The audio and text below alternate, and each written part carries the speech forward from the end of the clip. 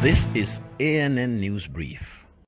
Lesotho's First Lady, Messiah Tabane, who has been on the run for about a month now, is about to face the music. Police authorities say she is about to be charged with murder in the killing of the former wife of Prime Minister Thomas Tabane in 2017. Lipolelo was killed 2 days before Tabane was inaugurated for a second term, and 2 years after a court had ruled that Lipolelo was the lawful First Lady who was entitled to benefit after a bitter divorce battle. An Associated Press report says Tabane has returned to Lesotho and turned herself in to the police in the capital, Maseru. Prime Minister Tabane had said in January he would step down after he was linked by evidence to Lipolelo's murder.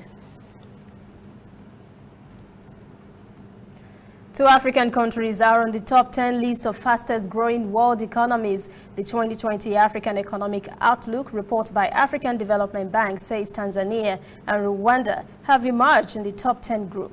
The report shows East Africa registering an average of 5% growth last year and is expected to rise to about 4% this year and next. The report says North Africa posted strong growth as the second fastest has just about 4%. West Africa's economy grew to 3.2% in 2019, up from 2.7% the previous year. The rundown shows Rwanda posted highest growth rate at 8.7%, followed by Ethiopia's 7.4%, Ivory Coast 7.4%, Ghana 7.1%, Tanzania 6.8%, and Benin 6.7%. Southern Africa's growth slowed considerably over the same period from 1.2% to 0.7%. The region's economy was dragged down by devastating cyclones Idai and Kenneth. Overall, the continent's economic growth stabilized at 3.4% last year and is expected to rise to almost 4% this year. We'll be right back. Whether in your house, at your office, on your phone or online, we are there. We have the facts behind the headlines. We cut to the chase with the news you really need. We cover every angle. We are the bigger, better news network. We are African News Network. ANN. Watch ANN News on MITV from a truly African spirit. There seems to be a controversy with the Ethiopian government in the award of contract to foreign firms.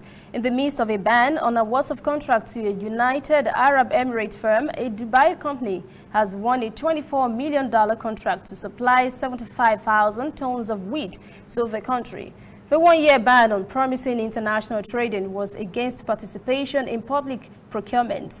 The wheat supply contract the company has just won is for a safety net program that will be financed by the World Bank. Ethiopia's agriculture ministry says promising was banned after it previously failed to supply 200,000 tons of wheat that the company got in agreement with the government. The contract was terminated after promising requested a price revision.